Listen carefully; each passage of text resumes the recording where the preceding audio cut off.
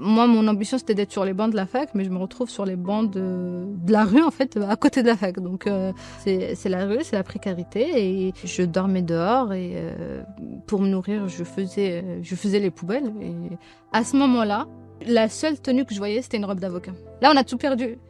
J'étais persuadée que ça allait pas durer.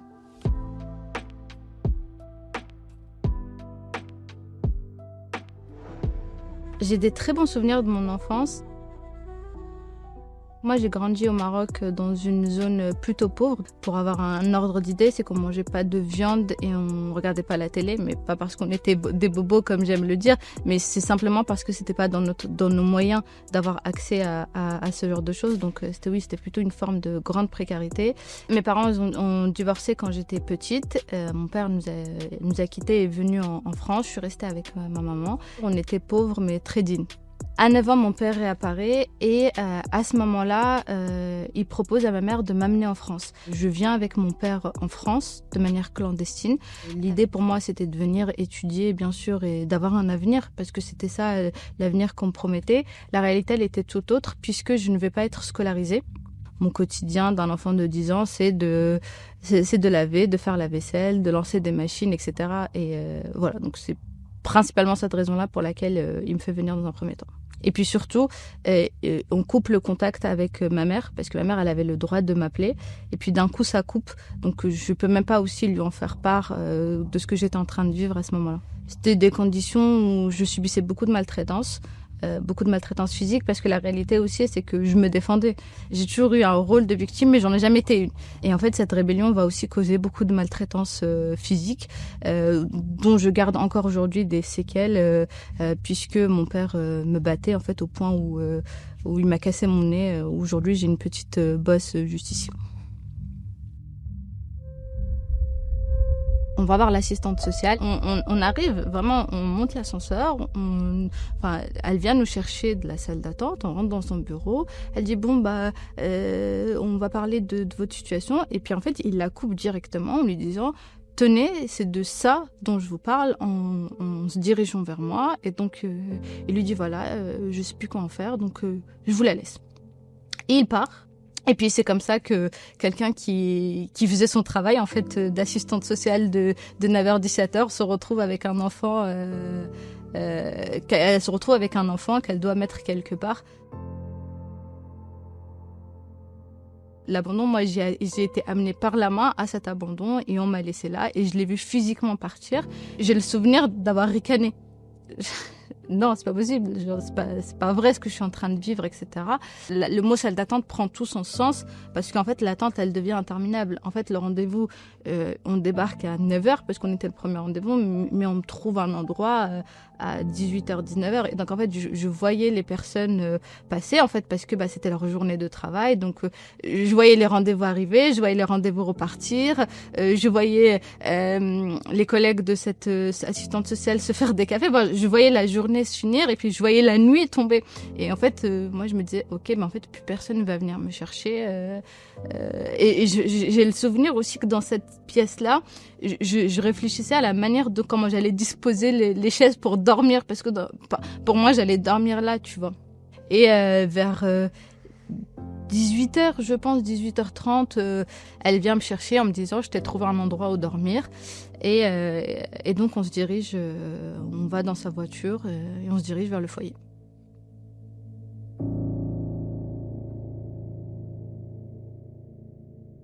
Le lendemain, je passe devant une juge et pour la première fois de ma vie, et vraiment c'était la première fois de mon existence, la juge elle demande à mon éducatrice de sortir. On reste que elle et moi, et elle me dit et toi qu'est-ce que tu veux?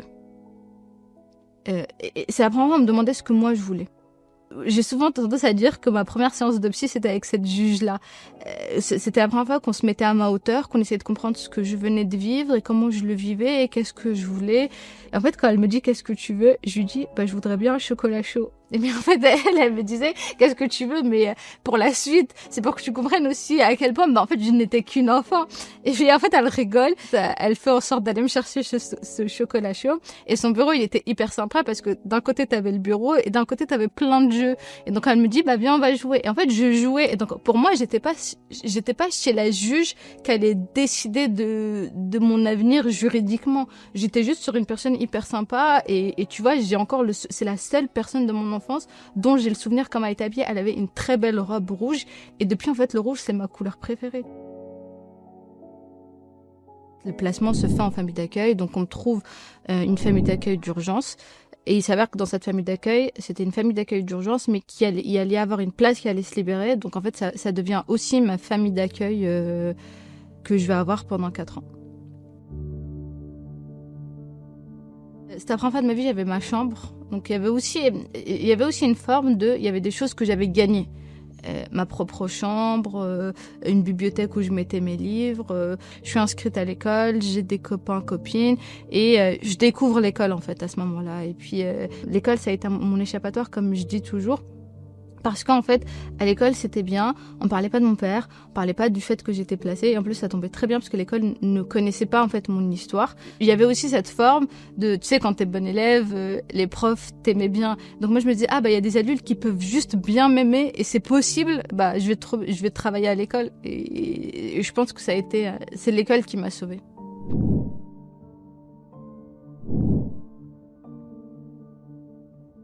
Et puis dans cette famille d'accueil, vers la fin, elle commence à avoir des problèmes de santé, mais nous, on n'est pas mis au courant, quand je dis nous et les autres enfants. Puis en fait, un jour, au matin, au petit-déj, en fait, elle nous annonce, on était toutes les 3 attablées pour le petit déjeuner. Elle nous dit, je vais devoir arrêter de travailler parce que je suis malade, et ce qui est tout à fait normal.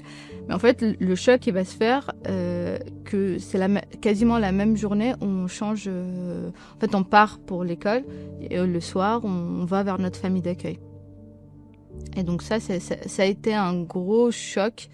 Le soir, elle vient te chercher et tu vas dans ta nouvelle famille d'accueil.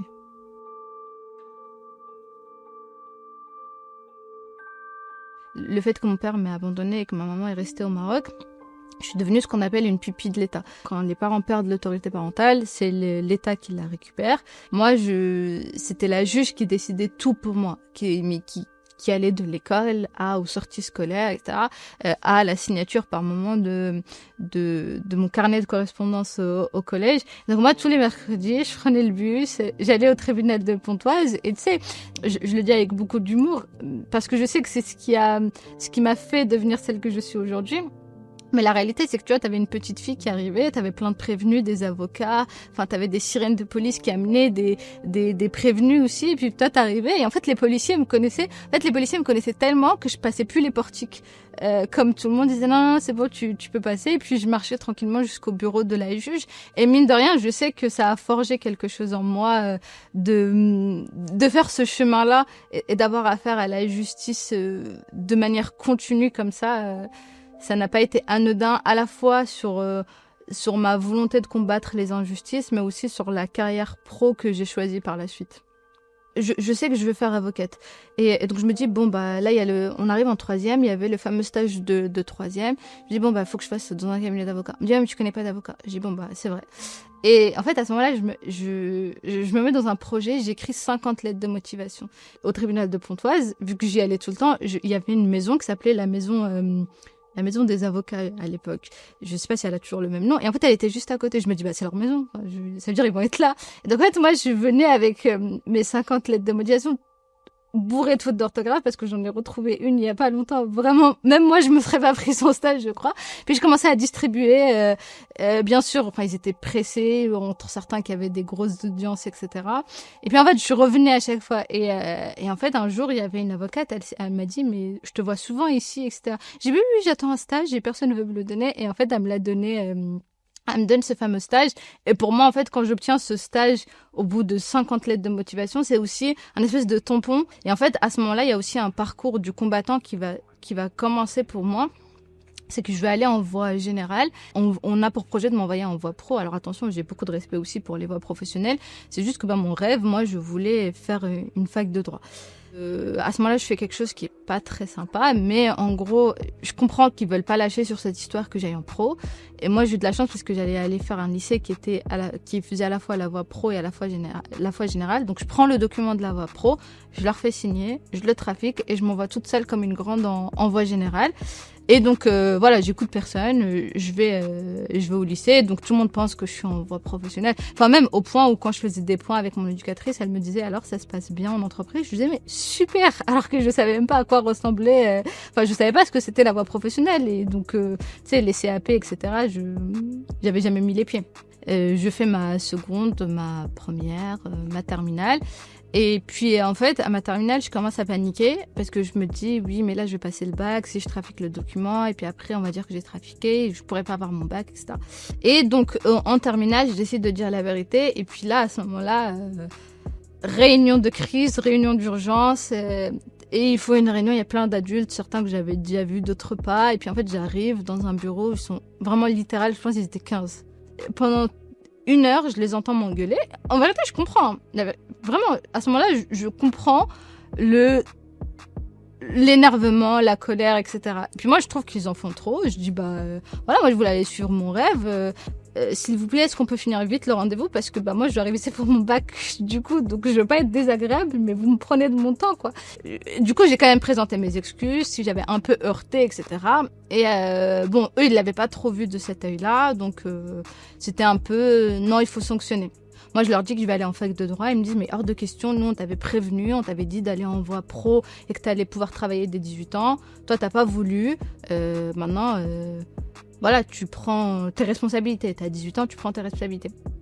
Et on me dit, ouais, est-ce que t'as quelqu'un chez qui aller? Je dis, non, mais j'en avais déjà pas à 10 ans. C'est pas 8 ans plus tard que les conditions ont changé. Enfin, on est toujours sur les mêmes conditions de précarité. Donc, c'est comme ça que je connais un parcours de rue.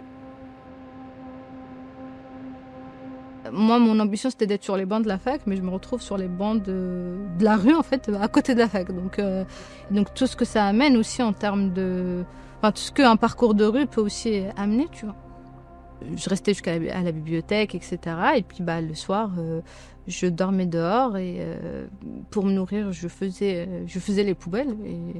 Notamment les poubelles des magasins. Et il faut savoir qu'en France, on gaspille beaucoup, parce que vraiment, dans les poubelles, tu manges comme si tu faisais tes courses. Hein. Et pour se laver, parce que c'est une question qu'on me pose souvent, dans beaucoup de villes, et notamment dans celle où j'étais, les piscines municipales, elles sont à 1 euro. Et donc moi, ma technique, c'était que je m'inscrivais comme si j'allais à la piscine. Parce qu'en fait, j'allais pas à la piscine, juste je prenais un ticket, je rentrais, je me douchais. Et je ressortais. Et puis moi, je m'étais quand même mis dans un endroit de sorte à ce qu'on puisse pas me voir. Parce que comme je le raconte souvent, le plus dur à la rue, c'est pas de manger ni de se laver, mais moi j'avais peur de me faire agresser, j'avais peur de l'homme. C'était vraiment ma plus grosse phobie. T'as froid dehors. Et donc, qu'est-ce que tu fais? Tu vas pour prendre le chauffage de l'université. Donc, moi, j'allais très tôt à la fac pour finir mes nuits. Et donc, j'y allais dès que la fac, elle ouvrait, il me semble que c'était 6 heures. Et donc, je me collais au chauffage. Sauf que par malheur, un jour, mon chargé TD vient parce qu'il avait pas corrigé toutes ses copies. Et donc, il vient pour corriger ses copies. Moi, je me réveille en sursaut et vraiment, le pire arrive. Je le chope par le callback, quoi. Et en fait, à ce moment-là, vraiment, je le raconte avec beaucoup d'humour parce que je sais que c'est cette désespérance-là à laquelle j'étais arrivée. Je me dis, ok, là, techniquement, parce que t'as voulu aller à l'université, t'as plus de toi, mais il y a un potentiel où t'as même pas ton année. Parce qu'en fait, comment tu vas expliquer que tu viens d'agresser ton prof, tu vois? Puis, c'est la première fois de ma vie, j'ai un peu de lucidité où je me dis, ok, là, il faut tout lui dire. Là, j'ai peut-être plus de toi, mais je peux pas ne pas avoir mon semestre. C'est pas possible, ça c'est impossible, etc. Donc là, je décide de lui dire la vérité. Et puis encore une fois, il va me payer un chocolat chaud. Je lui raconte, je lui déroule toute ma vie, quoi. Lui, il est choqué par la situation et en bon avocat justicier qu'il est, il me dit on va faire tous les recours, etc. Et en fait, à ce moment-là, vraiment menaces, recours, etc. À chaque fois que j'en parle avec beaucoup d'émotion parce que vraiment, je lui dois tout. C'est lui qui m'a aidé pour mes études, mon maître de stage. Enfin, en fait, il a tellement de casquettes que... Tu vois, même quand il y a des catastrophes, même quand le monde va mal, même quand l'actualité, lui, il fait toujours en sorte que je me dis... Quand je vois, je me dis, non, ok, la vie est belle.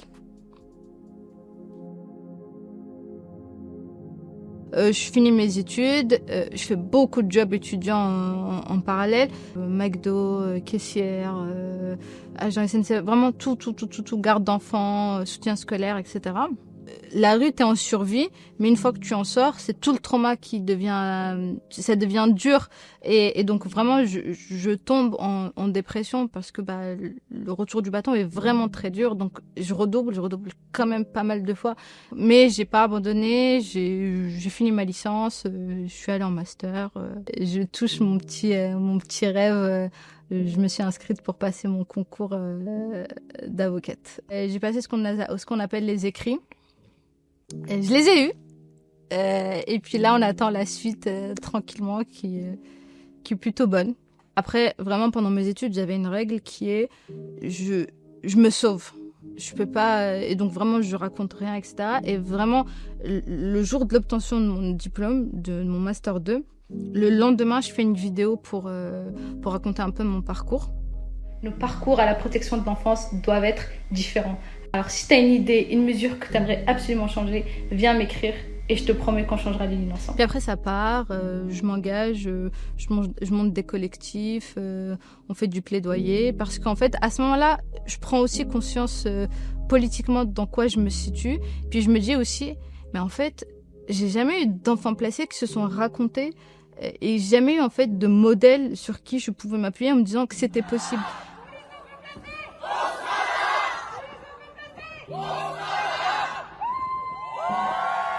Donc en fait, à chaque fois qu'on a parlé d'ascenseur social, d'égalité des chances, etc., mais le compte n'y était pas. Et en fait, moi, j'y étais pas du tout. Parce qu'en fait, là où vous nous avez laissés aux ténèbres, en fait, l'ascenseur, il descend pas. Et puis, il y a aussi une espèce d'amertume parce que ma réussite, alors je suis très fière de mon parcours personnel, hein, attention, mais je la trouve très orpheline. Je trouve que, au final, tu vois, quand je regarde, à la fois, il n'y a pas vraiment beaucoup de monde qui me ressemble, qui sont là avec moi et que moi, j'aimerais bien partager ce gâteau, tu vois. C'est ces éléments-là qui me font dire... Ok, en fait, plus jamais vous allez faire sans nous. Je suis Rania Kissi, juriste, ancienne pupille de l'État, et pourtant, j'ai connu le sans-abrisme. Imaginez-vous cela pour un enfant censé être protégé par la nation, et pourtant, c'est la réalité de nombreux jeunes passés par l'aide sociale à l'enfance, les enfants de Marianne, dont vous êtes aujourd'hui les dignes représentants. Souvent, on se targue d'être le pays des droits de l'homme, et ok, allons-y, mais on n'est pas un pays des droits de l'enfant. Et que tout le monde a été enfant à un moment ou à un autre dans sa vie, mais tout le monde a tendance à l'avoir oublié. Il faut savoir qu'un enfant subit un viol toutes les 3 minutes. Un enfant est victime d'inceste, de viol ou d'agression sexuelle. Au moindre doute, appelez le 119. C'est énorme, c'est violent. Et c'est ces enfants-là qu'on n'a pas envie de voir, parce que peut-être ça ramènerait à une réalité qui est qu'on imagine peut-être trop lointaine. Mais je pense qu'on ne peut pas se targuer d'être une république sans jamais devenir une république des enfants aussi. Et tu vois, ça, c'est super important.